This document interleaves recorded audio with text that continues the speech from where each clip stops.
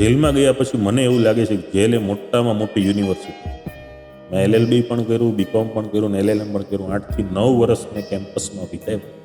એના કરતાં મેં 14 મહિના જેવો 15 મહિના જેવો જે જેલમાં સમય વિતાવ્યો, મને જે આ 9 વર્ષમાં શીખવા ન મળ્યું એનાથી વિશેષ મને આ 15 મહિનામાં શીખવા મળ્યું. હું માનું છું કે જેલ એ મોટામાં મોટી યુનિવર્સિટી પોતાને એક્સપ્લોર કરવાનો પોતાના તમને આત્મચિંતન કરવાનો એટલો સમય મળે છે.